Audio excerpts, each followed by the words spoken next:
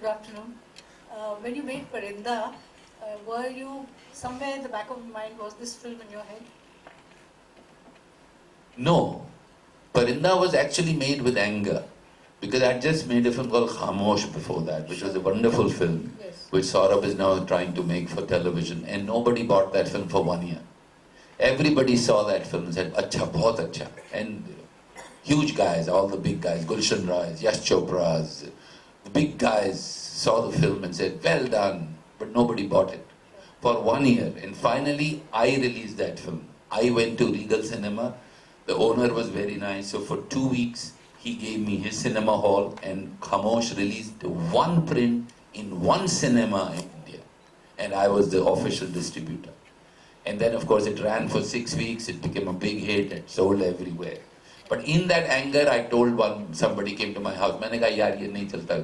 दो भाइयों की स्टोरी लिखो. इंडिया में वही चलता है.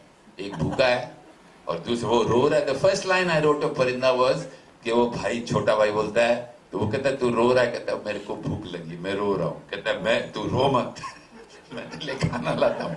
That was the first line of Parinda I wrote, and it was only written finally to say, if I want to live in India, I don't want to be a beggar all my life. I want to succeed. So I'm using the weapons of commercial cinema to, in my own head, attack the cinema, but use their own weapons to destroy them rather than create new ones. So inspiration for Parinda had nothing to do with it. I just thought the children in Parinda were similar. I mean, listen, that is who I am. That is who I was then. Sure.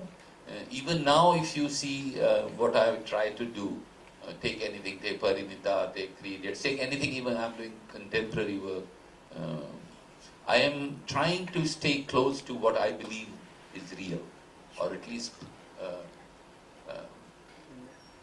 So perhaps I was involved at that time with these kids, and I'm sure. See, when you're creating anything, no, Something in your subconscious. it remains with you. You can't help. Now I've come here in a big car eating my food. I mean, how can I get rid of that? If I've come in an auto rickshaw from somewhere else, and so that would be part of my personality, right? So it's really you can't fight it. That's who you are. And then at that given moment when you're creating that cinema, the person that you are will finally reflect in it, whether you like it or not. Thank you. Thank you. Mike, please जरा भिजवा दीजिए. आप लोग maybe can ask a question. पहुंचे आदमी है तो my voice will carry. Thank you. I am Major Mohammed Ali Shah. I will. You have a great name, Major Mohammed Ali. If you ever see it in any film I have made, it's your name. Huh? But the name is very good. Yeah.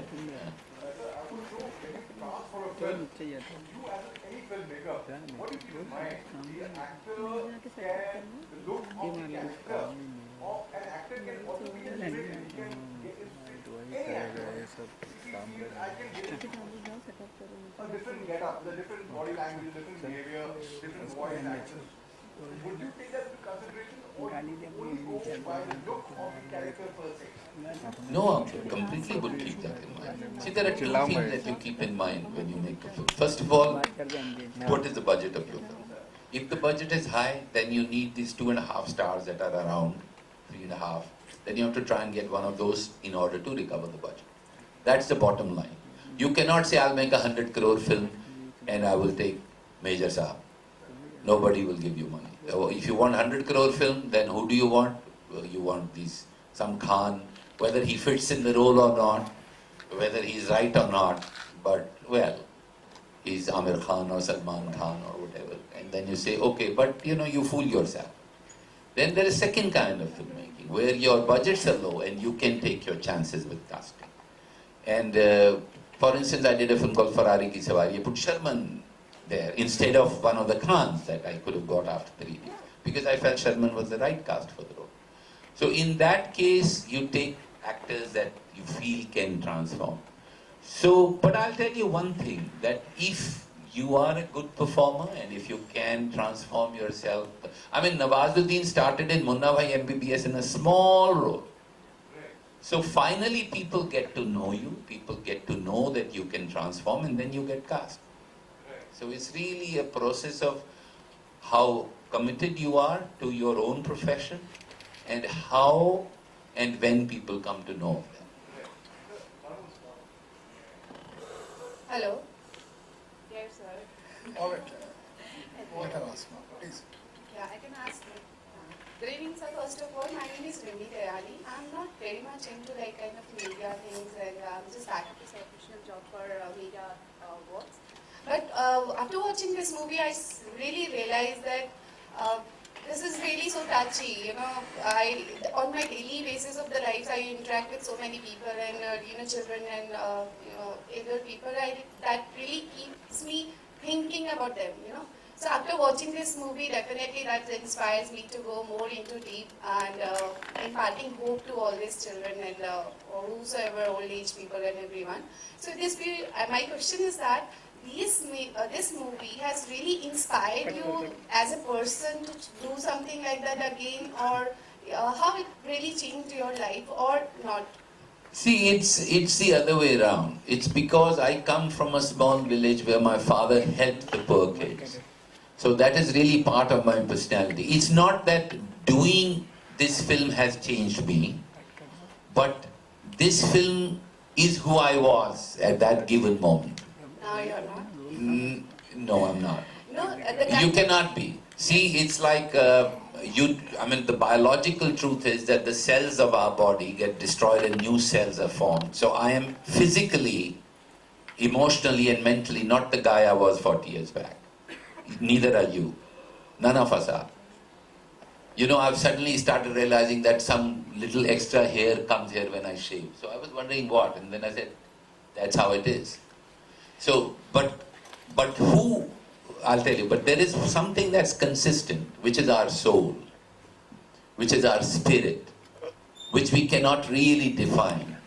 I believe that my spirit and my soul is exactly who it was when I made this film.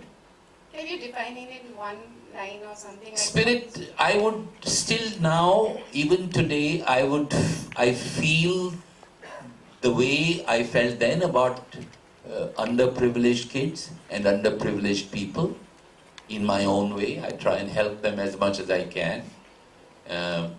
So I think I am still the same, but frankly there are no guarantees. Because who is judging me? I am judging myself. Am I a good judge of myself? Maybe not. It's very, very complex. Human nature, human mind. We are not simple human beings. We are not simple creatures. So I believe that I'm the same, but I really don't know. But thank you for such a wonderful movie. Thank you so much. All right, next one. Yeah, go on, sir. Don't worry about the mic. Okay. So, my name is Abhay, and I've seen all your films. There is something I've found very common, like there is honesty, authenticity, and idealism in a lot of films, like even in Ferrari Ki Savari and your Hollywood films. Every place I could relate to that. And also I want to know, like, when Rajesh Mahapuskar was decided for Ferrari Ki Savari, like, he was your associate for other films as well. So how did you trust him for making this film in a low budget? See, I go a lot by my gut feeling. He had never made a film. Let me tell you a joke on Rajesh, which actually Saurav and Anuja should hear, that when shooting was only 1 week away, I asked Rajesh one day, I said, यार तूने पहले कुछ shoot किया है? कहते sir कुछ नहीं किया. मैं बोला तू continuity तो कर लेगा ना? मतलब किधर से कहता पता नहीं सर ट्राई करूँगा. मैं बोला पागल continuity कर. तो मेरे घर की जो लिफ्ट है ना, उसमें उसने एक सीक्वेंस शूट की थी 1 week before. कि शर्मन एंटर करता है, फिर वो कुछ बोलता है, वो continuity के लिए. See, I am not really into, you may be the best, the greatest director, greatest cameraman, greatest whoever, but if emotionally I don't relate to you, I won't work with you. There are some really great mean assholes out there. They are great. But they are assholes.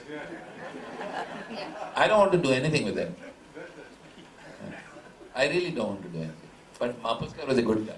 Yeah. Sir, this is Reshna here.